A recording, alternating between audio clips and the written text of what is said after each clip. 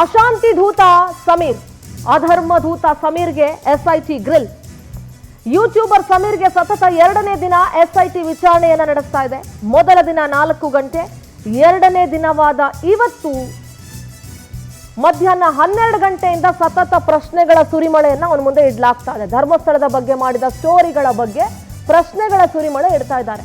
ತಿಮರೋಡಿ, ಮಟ್ಟಣ್ಣ, ಸುಜಾತ ಇವರ ಸಂಪರ್ಕ ಮತ್ತು ಒಡನಾಟದ ಬಗ್ಗೆ ಪ್ರಶ್ನೆಗಳನ್ನು ಅವನಿಗೆ ಕೇಳಲಾಗ್ತಿದೆ.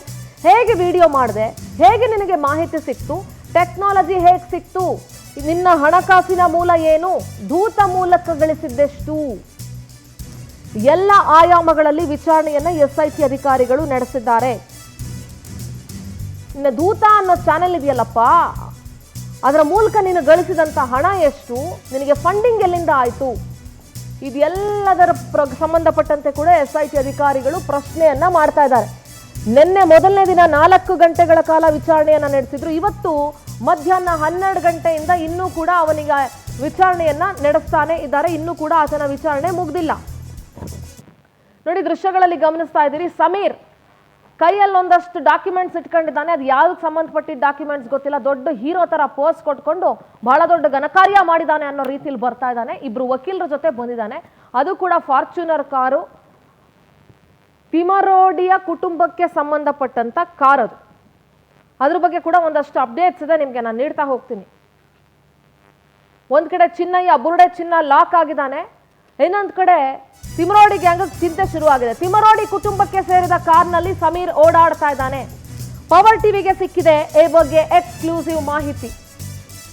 ತಿಮರೋಡಿ ಸಹೋದರ ಮೋಹನ್ ಕಾರ್ನಲ್ಲಿ ಎಸ್ಐಟಿ ಕಚೇರಿಗೆ ಸಮೀರ್ ಬಂದಿರೋದು. ತಿಮರೋಡಿಯ ಬ್ರದರ್ ಮೋಹನ್ ಪುತ್ರನಿಂದಲೇ ಕಾರನ್ನ ಡ್ರೈವ್ ಮಾಡ್ಕೊಂಡು ಬರ್ತಾ ಇರೋದು. ತಿಮರೋಡಿ ಮನೆಯಲ್ಲೇ ಸಮೀರ್ ಉಳ್ಕೊಂಡಿದ್ದಾನೆ ಅಂತ ಕೂಡ ಪವರ್ ಟಿವಿಗೆ ಮಾಹಿತಿ ಸಿಕ್ಕಿದೆ.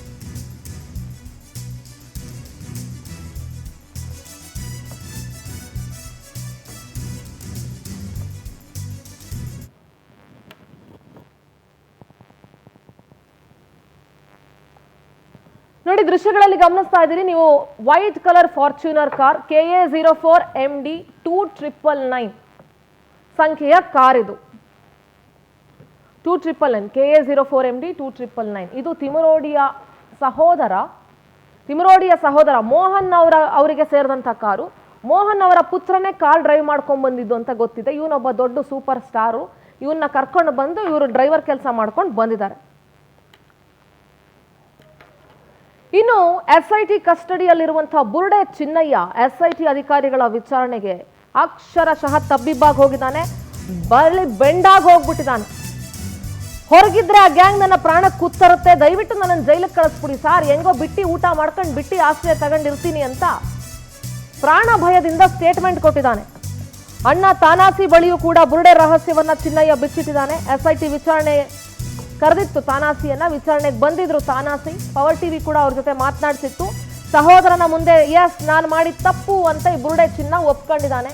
ದಯವಿಟ್ಟು ನನ್ನ ಜೈಲಿಗೆ ಕಳಿಸ್ಬಿಡಿ ಸರ್, ಹೊರಗಡೆ ಇದ್ರೆ ನನ್ನನ್ನು ಸಾಯಿಸ್ಬಿಡ್ತಾರೆ ಇವರು, ನನ್ನ ಪ್ರಾಣಕ್ಕೆ ಕುತ್ತು ಬರುತ್ತೆ ಅಂತ ಚಿನ್ನಯ್ಯ ಎಸ್ಐಟಿ ಅಧಿಕಾರಿಗಳ ಬಳಿ ಹೇಳ್ಕೊಂಡಿದ್ದಾನೆ ಅನ್ನೋ ಮಾಹಿತಿ ಇದೆ. ನೋಡಿ, ಒಂದು ಕಡೆ ಇವತ್ತು ಅಶಾಂತಿ ದೂತ ಸಮೀರ್ನ ವಿಚಾರಣೆ ಸತತವಾಗಿ ಮಧ್ಯಾಹ್ನ 12 ಗಂಟೆಯಿಂದ ನಡೀತಾ ಇದೆ. ಇನ್ನೊಂದು ಕಡೆ ತಿಮರೋಡಿ ಕುಟುಂಬಕ್ಕೆ ಸೇರಿದಂತಹ ಕಾರ್ನಲ್ಲಿ ಸಮೀರ್ ಓಡಾಡ್ತಾ ಇದ್ದಾನೆ. ಮತ್ತೊಂದು ಕಡೆ ಕಸ್ಟಡಿಯಲ್ಲಿ ಬುರುಡೆ ಚಿನ್ನ ಎಲ್ಲ ವಿಚಾರಗಳನ್ನ ಬಾಯ್ಬಿಟ್ಟಿದ್ದಾನೆ. ಅಧರ್ಮದ ಮುಂದೆ ಧರ್ಮ ಗೆದ್ದು ನಿಂತಾಗಿದೆ. ಈಗ ಆ ವಿಜಯ ಅಂತ ನಾವೇನ್ ಹೇಳ್ತಾ ಇದೀವಿ, ಧರ್ಮ ವಿಜಯಕ್ಕೆ ಮತ್ತಷ್ಟು ಬಲ ಸಿಕ್ಕಂಗಾಗಿದೆ, ಮತ್ತಷ್ಟು ಶಕ್ತಿ ಸಿಕ್ಕಿದೆ. ಪವರ್ ಟಿವಿಯ ಧರ್ಮ ವಿಜಯಕ್ಕೆ ಅಥವಾ ಧರ್ಮ ಯುದ್ಧಕ್ಕೆ ರಾಜ್ಯಾದ್ಯಂತ ಮತ್ತಷ್ಟು ಬಲ ಸಿಗ್ತಾ ಇದೆ. ಸೆಪ್ಟೆಂಬರ್ 1ನೇ ತಾರೀಕು ಧರ್ಮಸ್ಥಳದಲ್ಲಿ ಬಿಜೆಪಿ ಬೃಹತ್ ಸಮಾವೇಶವನ್ನ ಇಟ್ಕೊಂಡಿದೆ. ಸರ್ಕಾರಕ್ಕೆ ಕಿವಿ ಹಿಂಡುವ ಕೆಲಸ ಆಗಬೇಕು ಅಂತ ವಿಜಯೇಂದ್ರ ಮಾತಾಡಿದ್ದಾರೆ. ಧರ್ಮ ದ್ರೋಹಿಗಳ ವಿರುದ್ಧ ಕ್ರಮಕ್ಕೆ ಒತ್ತಾಯಿಸಿ ಸಮಾವೇಶ ನಡೆಸ್ತಾ ಇದೀವಿ. ಧರ್ಮಸ್ಥಳಕ್ಕೆ ಇದೀಗ ಭಕ್ತರ ದಂಡು ಹರಿದು ಬರ್ತಾ ಇದೆ. ಪವರ್ ಟಿವಿಗೆ ಅಥವಾ ಪವರ್ ಟಿವಿಯ ವರದಿಗೆ ಶ್ಲಾಘನೆ ವ್ಯಕ್ತವಾಗ್ತಿದೆ. ಹಾಗಾದ್ರೆ BY ವಿಜಯೇಂದ್ರ ಹಾಗೆ ಬಿಜೆಪಿ ಶಾಸಕ SR ವಿಶ್ವನಾಥ್ ಏನು ಮಾತನಾಡಿದ್ರೆ ಕೇಳಿಸ್ಕೊಳ್ಳೋಣ. BK ಹರಿಪ್ರಸಾದ್ ಕೂಡ ಮಾತಾಡಿದ್ದಾರೆ, ಕೇಳಿಸ್ಕೊಳ್ಳೋಣ. ಸಮಾವೇಶವನ್ನು ಕೂಡ ನಾವು ಆಯೋಜನೆ ಮಾಡ್ತಾ ಇದ್ದೇವೆ. ರಾಜ್ಯದ ಪ್ರತಿಯೊಂದು ವಿಧಾನಸಭಾ ಕ್ಷೇತ್ರದಿಂದ, ಎಲ್ಲಾ ವಿಧಾನಸಭಾ ಕ್ಷೇತ್ರ, ಎಲ್ಲಾ ಜಿಲ್ಲೆಗಳಿಂದ ದೊಡ್ಡ ಸಂಖ್ಯೆಯಲ್ಲಿ ಧರ್ಮಸ್ಥಳ ಚಲೋಗೆ ಬರ್ತಾರೆ. ಸೆಪ್ಟೆಂಬರ್ 1ನೇ ತಾರೀಕು ಲಕ್ಷ ಸಂಖ್ಯೆಯಲ್ಲಿ ಅವತ್ತು ಧರ್ಮಸ್ಥಳಕ್ಕೆ ಬಂದು ಈ ಒಂದು ನಮ್ಮ ಧರ್ಮಸ್ಥಳ ಚಲೋಗೆ ಬೆಂಬಲವನ್ನ ನೀಡ್ತಾರೆ ಅನ್ನುವ ಸಂಪೂರ್ಣ ವಿಶ್ವಾಸ ನಮಗಿದೆ. ಧರ್ಮಸ್ಥಳಕ್ಕೆ ಹೊರತಕ್ಕಂಥ ಸಂದರ್ಭದಲ್ಲಿ ನಮ್ಮೆಲ್ಲ ಹಿಂದೂ ಸಮಾಜಕ್ಕೆ ನಾನು ವಿನಂತಿಯನ್ನ ಮಾಡ್ತೇನೆ. ಅಂದು ಅಂದ್ರೆ 1ನೇ ತಾರೀಕು ಧರ್ಮಸ್ಥಳಕ್ಕೆ ಹೊರಡುವ ದಿನ ಬೆಳಗ್ಗೆ ನಮ್ಮ ನಗರದಲ್ಲಿ ನಮ್ಮ ಗ್ರಾಮದಲ್ಲಿ ದೇವಸ್ಥಾನಕ್ಕೆ ತೆರಳಿ ಪೂಜೆನ ಸಲ್ಲಿಸಿ ನಮ್ಮ ನಗರದಲ್ಲಿ ವಾಹನದ ಮೂಲಕ ಮೆರವಣಿಗೆಯನ್ನ ಮುಗಿಸ್ಕೊಂಡು ಧರ್ಮಸ್ಥಳಕ್ಕೆ ಈ SIT ಮಾಡುವಾಗ ಏನದ ಸರ್ಕಾರದವರು ಅದಕ್ಕೆ ಕಾಲ ಮಿತಿ ಮಾಡಿಲ್ಲ. ನಾನಾದರೂ ಸರ್ಕಾರದಲ್ಲಿ ಒತ್ತಾಯ ಮಾಡೋದೇನು ಅಂದರೆ ಆ ಧರ್ಮಸ್ಥಳದ ದೇವಸ್ಥಾನದ ಬಗ್ಗೆ ಭಾಳಷ್ಟು ಸಾರ್ವಜನಿಕರ ನಂಬಿಕೆ ಇರೋದ್ರಿಂದ ಇದು ಭಾಳ ಉದ್ದಕ್ಕೆ ಎಳ್ಕೊಂಡು ಹೋಗಬಾರ್ದು. ಕಾಲ ಮಿತಿ ಇಟ್ಟು ಅದನ್ನು ಆದಷ್ಟು ಬೇಗ SIT ತನಿಖೆ ಮಾಡಿ ಸತ್ಯವನ್ನು ಹೊರತಕ್ಕಂಥದ್ದು ಒಳ್ಳೆಯದು. ಯಾಕಂದರೆ SIT ದೇವಸ್ಥಾನದವ್ರನ್ನ ಯಾರನ್ನೂ ಕೂಡ ಅವರು ತನಿಖೆ ಮಾಡ್ತಾ ಇಲ್ಲ. ಈ SIT ಮಾಡುವಾಗ ಏನದ ಸರ್ಕಾರದವರು ಅದಕ್ಕೆ ಕಾಲ ಮಿತಿ ಮಾಡಿಲ್ಲ. ನಾನಾದರೂ ಸರ್ಕಾರದಲ್ಲಿ ಒತ್ತಾಯ ಮಾಡೋದೇನು ಅಂದರೆ ಆ ಧರ್ಮಸ್ಥಳದ ದೇವಸ್ಥಾನದ ಬಗ್ಗೆ ಭಾಳಷ್ಟು ಸಾರ್ವಜನಿಕರ ನಂಬಿಕೆ ಇರೋದ್ರಿಂದ ಇದು ಭಾಳ ಉದ್ದಕ್ಕೆ ಎಳ್ಕೊಂಡು ಹೋಗಬಾರ್ದು. ಕಾಲ ಮಿತಿ ಇಟ್ಟು ಅದನ್ನು ಆದಷ್ಟು ಬೇಗ SIT ತನಿಖೆ ಮಾಡಿ ಸತ್ಯವನ್ನು ಹೊರತಕ್ಕಂಥದ್ದು ಒಳ್ಳೆಯದು. ಯಾಕಂದರೆ SIT ದೇವಸ್ಥಾನದವ್ರನ್ನ ಯಾರನ್ನೂ ಕೂಡ ಅವರು 224 ಕ್ಷೇತ್ರಗಳಿಂದ ಕೂಡ ಹಾಲಿ ಮತ್ತು ಪರಾಜಿತ ಶಾಸಕರು ಯಾರಿರ್ತಾರೆ ಅವರ ನೇತೃತ್ವದಲ್ಲಿ ಮತ್ತು ನಮ್ಮ ಸಂಘಟನೆಯ ಮುಖಾಂತರ 1 ಲಕ್ಷಕ್ಕೂ ಅಧಿಕ ಭಕ್ತರನ್ನು ಅಲ್ಲಿ ಧರ್ಮಸ್ಥಳದಲ್ಲಿ ಸೇರಿಸಬೇಕಾಗ್ತದೆ. ಸೊ ಅದಕ್ಕೆ ಏನೇನು ಪೂರ್ವಭಾವಿ ತಯಾರಿಯನ್ನು ಮಾಡಬೇಕು ಅಂತೇಳಿ ಇವತ್ತು ಸಂಜೆ ಒಂದು ಸಭೆಯಲ್ಲಿ ತೀರ್ಮಾನವನ್ನು ತಗೊತೀವಿ. ಸೊ ಅಲ್ಲಿ ಧರ್ಮಸ್ಥಳದಲ್ಲಿ 2 ಗಂಟೆಗೆ ಸಾರ್ವಜನಿಕ ಒಂದು ಸಮಾವೇಶ ಮಾಡಬೇಕು ಅಂತಕ್ಕಂಥದ್ದು. ಯಾಕಂದರೆ ಭಾಳಷ್ಟು ಜನ ಮತ್ತೆ ವಾಪಸ್ಸು ಊರೊಳಗೆ ಹೋಗಬೇಕಾಗಿರೋದ್ರಿಂದ ಅಲ್ಲಿ ಊಟದ ವ್ಯವಸ್ಥೆ ಅಲ್ಲೇ ಧರ್ಮಸ್ಥಳದಲ್ಲೇ ಅದಕ್ಕೆ ಊಟದ ವ್ಯವಸ್ಥೆಯನ್ನು ಕೂಡ ಮಾಡ್ತಾ ಇರ್ತಕ್ಕಂಥದ್ದು. ಸೊ ವೇದಿಕೆ ಮೇಲೆ ಯಾರ್ಯಾರು ಕರೀಬೇಕು ಏನು ಅನ್ನೋದ್ರ ಬಗ್ಗೆ ನಮ್ಮ ಮುಖಂಡರು ತೀರ್ಮಾನ ತಗೊತಾರೆ. ಒಟ್ಟಾರೆ ಏನು ಅಂತಂದರೆ ಈ ಧರ್ಮಸ್ಥಳದ ಮೇಲೆ ಏನಿವತ್ತು ಮಂಜುನಾಥ ಸ್ವಾಮಿಗೆ ಅಪಚಾರ ಮಾಡ್ತಕ್ಕಂಥ ಕೆಲಸವನ್ನು ಕೆಲವು ಬುರುಡೇದಾಸರುಗಳೆಲ್ಲ ಸೇರ್ಕೊಂಡು ಮಾಡಿದರು. ಇವತ್ತು ನಿಧಾನವಾಗಿ ಬಯಲಿಗೆ ಬರ್ತಾ ಇದೆ, ಜನಗಳು ಕೂಡ ಒಂದು ನಂಬಿಕೆ ಬರ್ತಾ ಇದೆ. ಇವತ್ತು ನಮ್ಮ ಕ್ಷೇತ್ರಗಳ ಮೇಲೆ ನಂಬಿಕೆಯನ್ನು ಉಳಿಸ್ಕೊಳ್ಳೋಂಥ ಕೆಲಸವನ್ನು ಭಕ್ತರೇ ಮಾಡಬೇಕಾಗ್ತದೆ, ಹಿಂದೂಗಳೇ ಮಾಡಬೇಕಾಗ್ತದೆ. ಆ ದೃಷ್ಟಿಯಿಂದ ಒಂದು ಸಂಘಟನೆ ಅವ್ರು ಕೊಡಬೇಕಾಯಿತು. ಇವತ್ತು ಭಾರತೀಯ ಜನತಾ ಪಾರ್ಟಿ ಇದೇ ವಿಚಾರವಾಗಿ ಒಂದಷ್ಟು ಚರ್ಚೆಯನ್ನು ಮುಂದುವರಿಸ್ತಾ ಹೋಗ್ತೀನಿ. ಸರ್, ಇವತ್ತು ಅಶಾಂತಿ ಧೂತ ಅಂತ ಏನು ಕರೆಕ್ಟಾಗಿ ಇಟ್ಕೊಂಡಿದ್ದಾನೆ ಅಂತ ಅನ್ಸುತ್ತೆ. ಅಶಾಂತಿ ಧೂತ, ಈ ಅಧರ್ಮದ ದೂತ ಸಮೀರ್ ಏನಿದ್ದಾನೆ, ಇವನಿಗೆ ಇವತ್ತು SIT ಒಂದಷ್ಟು ವಿಚಾರಣೆ ಕರೆದಿತ್ತು. ನೆನ್ನೆನು ಇವತ್ತು ಒಂದಷ್ಟು ಗ್ರಿಲ್ ಮಾಡಿದ್ದಾರೆ. ಇನ್ನೂ ಕೂಡ ವಿಚಾರಣೆ ನಡೀತಾ ಇದೆ. ಹಲವಾರು ಪ್ರಶ್ನೆಗಳನ್ನು ಇಟ್ಟಿದ್ದಾರೆ. ಬೇಸಿಕ್ಲಿ ಏನಂತ ಅಂದರೆ ಫಂಡಿಂಗು. ನೀನು ಅಷ್ಟೊಂದೆಲ್ಲ ಹೈಯೆಸ್ಟ್ ಟೆಕ್ನಾಲಜಿ ಯೂಸ್ ಮಾಡ್ಕೊಂಡು ವಿಡಿಯೋ ಎಲ್ಲ ಮಾಡಬೇಕಂದ್ರೆ ನಿನಗೆ ಫಂಡಿಂಗ್ ಹೆಂಗಪ್ಪ, ನಿನ್ನ ಚಾನಲಿಂದ ಎಷ್ಟು ರೆವೆನ್ಯೂ ಜನರೇಟ್ ಆಗ್ತಿದೆ, ಇದೆಲ್ಲದರ ಬಗ್ಗೆ ಪ್ರಶ್ನೆಗಳನ್ನು ನೀಡ್ತಾ ಇದ್ದಾರೆ. ಇದರ ಜೊತೆಗೆ ತಿಮ್ರೋಡಿಯ ಅಣ್ಣನ ಕಾರದು ಅಂತ ಹೇಳಲಾಗ್ತಾ ಇದೆ. ಸರ್, ಅವ್ರ ಕುಟುಂಬಕ್ಕೆ ಸಂಬಂಧಪಟ್ಟಂತ ಅದೇ ಕಾರಲ್ಲಿ ಓಡಾಡ್ತಾ ಇದ್ದಾನೆ, ತಿಮ್ರೋಡಿ ಮನೇಲಿದ್ದಾನೆ. ನಾವು ಬಂದಿದ್ದು ನೋಡಿದ್ರೆ ನೀವು ಯಾವ ಸೂಪರ್ ಸ್ಟಾರ್ಗೆ ಏನು ಕಡಿಮೆ ಇಲ್ಲ ಅಂತ ಅನ್ಸುತ್ತೆ.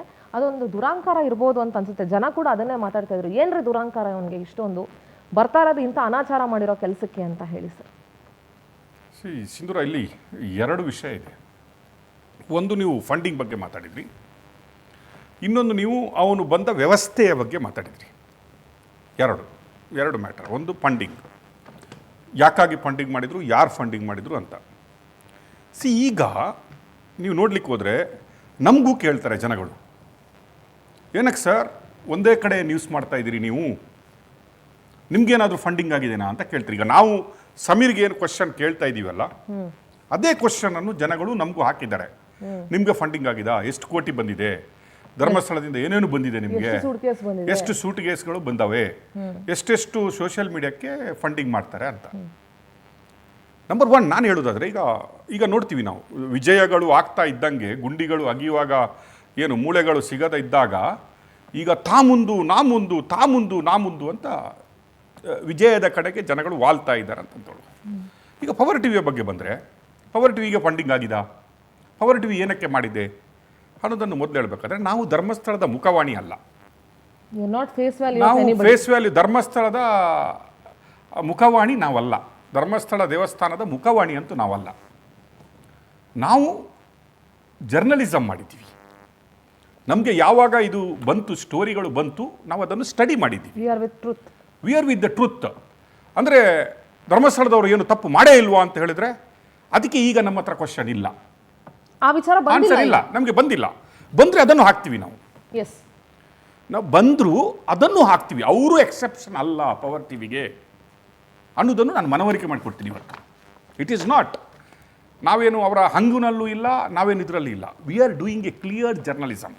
ವಿ ಆರ್ ವಿತ್ ಹೌದು, ಪೀಪಲ್ ಆಫ್ ಕರ್ನಾಟಕ. ನಾವೀಗ ನಾವು ನೋಡಿದ್ದು ಎಡಪಂಥೀಯರು ಕೂತ್ಕೊಂಡು ಒಂದು 50 ಮೆಮೊರಂಡಮ್ ರೆಸೊಲ್ಯೂಷನ್ ಮಾಡಿದ್ದಾರೆ. ಅಂದರೆ ನಾವು 2 ಕೇಸ್ ಸ್ಟಡಿ ಮಾಡಿದ್ವಿ, ಉಳಿದ ಕೇಸ್ಗಳನ್ನು ಸ್ಟಡಿ ಮಾಡ್ತೀವಿ. ಅದರಲ್ಲಿ ಅವ್ರು ತಪ್ಪಿದ್ರೆ ಅವ್ರದ್ದು ತಪ್ಪು ಅಂತ ಹೇಳ್ತೀವಿ. There is no doubt. ನಾವೇನು ಕಾಂಟ್ರಾಕ್ಟ್ ತಗೊಂಡಿಲ್ಲ, ನಾವೇನು ನಿಮ್ಮ ಬಗ್ಗೆನೇ ಮಾತಾಡ್ತೀವಿ, ನೀವೇನು ಮಾಡಿದ್ರು ಅದನ್ನೇ ಮಾತಾಡ್ತೀವಿ ಅಂತ ಕಾಂಟ್ರಾಕ್ಟ್ ತಗೊಂಡಿಲ್ಲ. We are very clear. But ಅಂತ ವಿಚಾರ ಬಂದಿಲ್ಲ, ಅದು ಅಪ್ರಸ್ತುತ ಇದೆ. ಅಪ್ರಸ್ತುತ 2 ವಿಷಯಗಳಲ್ಲಿ ನಾವು ಸೌಜನ್ಯ ಮ್ಯಾಟ್ರಲ್ಲಿ ನೋಡಿದ್ದೀವಿ, ಅದರಲ್ಲಿ ಅವರ ಪಾತ್ರ ಇಲ್ಲ. ನಾವು ಸ್ಟ್ರೈಟ್ ಅವೇ ಬೋಲ್ಡ್ ಆಗಿ ನಿಂತ್ಕೊಂಡಿದ್ದೀವಿ. ಈಗ ಬುರುಡ ವಿಷಯ ಬಂದಿದೆ, ಅದರಲ್ಲಿ ಅವರ ಪಾತ್ರ ಇಲ್ಲ. ಖಂಡಿಸಿದವರೇ ನಾವು, ಫಸ್ಟ್ ಬಂದವರೇ ನಾವು. ಖಾಲಿ ಸ್ಟುಡಿಯೋದಲ್ಲಿ ಕೂತ್ಕೊಂಡು ಏನು ಬ್ರೇಕಿಂಗ್ ನ್ಯೂಸ್ ಕೊಟ್ಟಿಲ್ಲ, ಬೀದಿವರೆಗೆ ಇಳಿದಿದ್ವಿ ನಾವು. ನಮಗೆ ಆ ಹೆಮ್ಮೆ ಇದೆ. ಇನ್ನೊಂದು ಯಾವುದ್ರಲ್ಲಿ ಅವ್ರದ್ದು ತಪ್ಪಂದರೆ ಅವ್ರದ್ದು ತಪ್ಪಂತ ಹಾಕ್ತೀವಿ. That's it. I will make it is very clear. Next